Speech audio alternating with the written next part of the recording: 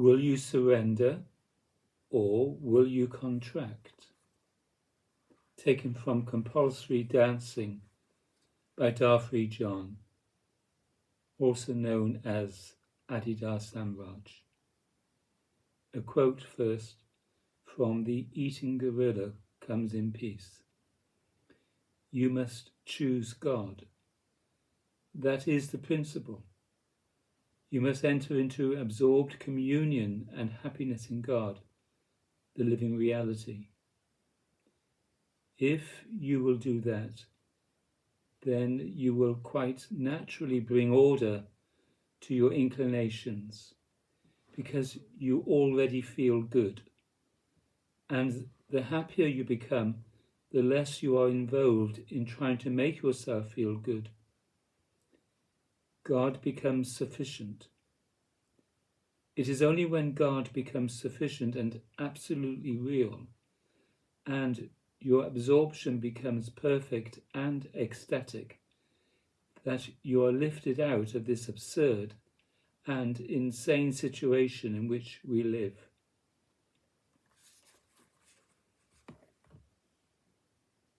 Will you surrender to the reality in which you are arising, or will you defend yourself for the rest of your life? Will you contract? Will you withdraw, withhold, dissociate, separate, turn upon yourself? Will you avoid all relations, contract from them? Will you react, or will you simply remain in the natural position prior to that recoil? Will you be present? Will you not avoid relationship? Will you shine as love to infinity? Will you enter into complete fullness of feeling relative to that condition in which you are arising? Will you do that as a principle of existence rather than what you are tending to do, which is to contract upon yourself and become afraid? The recoil is the action that you perform, and it contains all suffering. But if you persistently remain present in relationship, then you begin to develop a different mind. You create a different form of life, and you become subject to a new understanding, a new revelation. You begin to recognize the mere presence of God. You begin to enjoy transformation of your conventional state by divine grace. You are suffering, you see, from all kinds of contraction or self-possessed conditions of the body-mind. You suffer complex versions of these contractions. You suffer because you have persisted as if you had chosen to contract in the midst of infinity, to hold on to yourself, to live as though threatened. If you can see that such a gesture is false in principle, and if you can choose the fundamental disposition of surrender, the natural disposition that is open to or continuous with the condition in which you are arising, if you can choose that disposition in principle, then in all the aspects of your complex life, you will see the possibility of another gesture than the one you live, than the one you tend to live in any moment. You will observe that everything you tend to do is a form of this contraction rather than of surrender, love, or free-feeling attention. You live now as if you have an emotional problem, as if you cannot love and surrender to the living reality and allow yourself to be lived and transformed as it is clearly intending. You will live altogether differently, however, once you have committed yourself to another principle than that of contraction or self-possession and fear. If you can, in principle, choose surrender into the condition in which you are arising, then all of your acts and thoughts and reactions will become obsolete, and you will have a totally new life to which to adapt.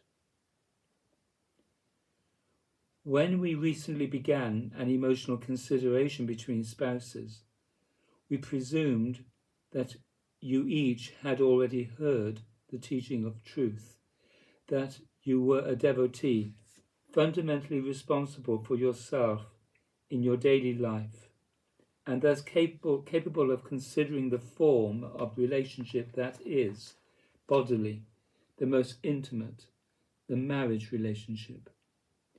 The marriage relationship has a kind of seniority relative to all other relations, except the one to the spiritual master, because of its uniquely intimate character. Your spouse is the nearest other in your life. Now it seems that we must drop back from consideration of your relations with that first person other than yourself in order to mull over the argument of the teaching, to discover whether you can be a devotee or not.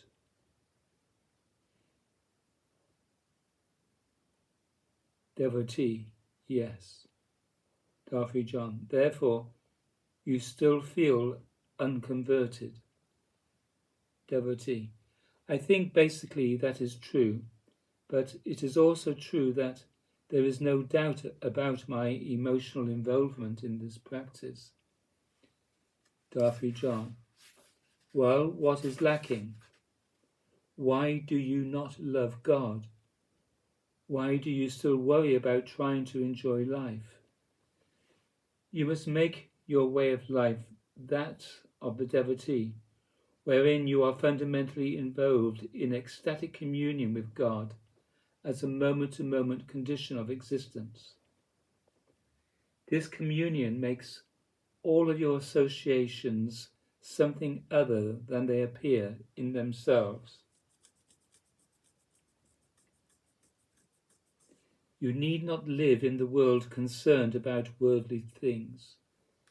You basically live instead in this ecstatic play, and thus your association with the things of life is not binding, not obsessive, not problematic.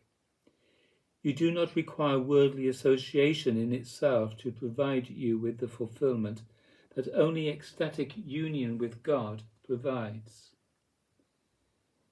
You must be emotionally converted to God, to the disposition of ecstasy as the very condition of your being, to a new response to the very condition of your existence, the very fact of it.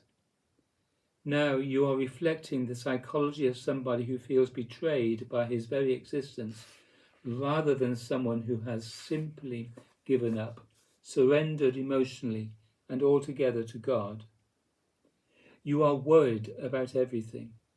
You are trying to survive and be successful in your life, in your practice, in your marriage. You are performing all the conventional self-protective rituals. Being a devotee is not exactly what you are about. However, it is exactly devotion that must become the principle of your life. In every moment you must be ecstatically surrendered to God, to the total reality, to the living being that is arising as everything and that transcends everything. Whatever everything is altogether, it is not a matter of knowing what it is. That it is perfectly obvious. Everything obviously exists. There is a great process. There is no doubt about that. You have not a fraction of wit sufficient to have created yourself as you now conceive of yourself. You did not do that, and you are not doing it. You did not bring yourself to life. You cannot even make yourself continue to live. You have no control over anything. You are not the knower in this affair, nor the master of it. You are totally dependent within this great affair, but you feel betrayed. Therefore, you are not in love. You are not surrendered to what is your master and source. Stop sulking. Abandon your infantile reaction, your sense of betrayal. Whatever you may think created it in you, it is simply your own recoil, your own vulnerability. On the basis of that recoil, you do not love, but instead mistrust everything and everyone and defend yourself constantly. Ultimately, you are simply afraid and utterly without illumination. Having considered all of this with me, what can you possibly choose? Obviously, the only desirable choice is to love and surrender. But you must choose it from the heart and simply do it from now on. That is what it is to be manly, male or female. You are all tending to be weak, distracted, ambiguous. You are not strong enough in your character to give yourself to your own source, to acknowledge that, to make peace with that, and to allow life to be grace, to allow the revelation of God. Will you love the source, the condition, the totality in which you are arising, or will you turn away from that and be self-possessed? The difference is not a matter of belief. It is perfectly obvious that you are arising within a great process. Since that is so, what will you do? Surrender to it or withdraw from it. Either way will produce a totally unique adventure for you, and you must choose one or the other. The first thing you must do is to become self-critical enough to see that, in effect, you have already chosen the negative alternative. You have never yet consciously made a choice, but you have adapted reactively. Now realize that you must choose.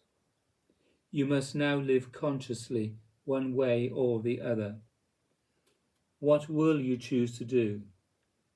That is the final consideration of the Song of the Heart of God.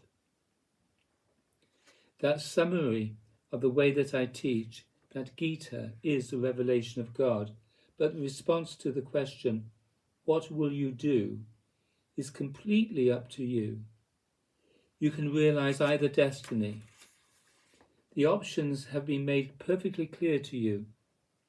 Either destiny is possible in the physics of beings, in the physics of things. It is purely a matter of motion, either toward the separate self or toward God. You can never truly be anyone's friend or lover or husband or wife or father or mother or devotee until you decide to surrender to God. Until that time, you are wandering in your attention and you cannot really be trusted. You cannot be faithful. You cannot make agreements. You cannot love. You cannot persist as love. Truth is the great realization of life. When you become truly sympathetic to it, nothing in your life can ever ultimately satisfy you. But now you are still involved in all the games of life. They fascinate you in one or another way, and you do not yet feel that you have found the truth. The realization of truth is an emotional matter, you see. The discovery is an emotional one. The change is an emotional one. The true practice is emotional. You are chronically involved in a process of emotional dissociation, emotional separation, self-isolation, through the mechanism of feeling, which is the master or controller of the body. There is even a gland, the thymus gland in the chest, that is related to this feeling dimension. It is life negative by tendency. In other words, it is being suppressed quite automatically in people in general because they are not exercising emotionally. You are tending to be life negative as a matter of course. You think that you can be emotionally happy only when you are involved with relatively pleasurable things. No, having discovered this true emotion, you must practice it all the time, with a will, because you have no tendency to practice it at all. Rather, by tendency, you are completely wedded to this frightening negative disposition. You are not surrendering emotionally to everything, that is, to God. To live in the disposition of surrender is just as logical as to live the way you do now. The difference is that the way you are now living is destroying you. I, on the other hand, have no capacity except to embrace my heart's desire in every moment. Some people consider this self-indulgent, but to me it is obvious that one must always embrace the very thing one desires from the heart. Otherwise, existence has no significance whatsoever and is completely untrue. That is why I am not inclined toward the program of seeking for God. One cannot approach God gradually or realize God eventually. The realization of God does not depend upon any event in space-time or in the body-mind. It could not be so. Thus, I have never been moved by any path of seeking for God. I have been moved by God to do all kinds of things, but in relation to this matter of God, it has been always instantly obvious to me that God is present, obvious, infinite, eternal, absolute, transcendental, all-pervading energy, the self, the truth of me and of everything. Even in consciousness, God is perfectly evident as all of that in every moment. God is my heart's desire. Da, da, da.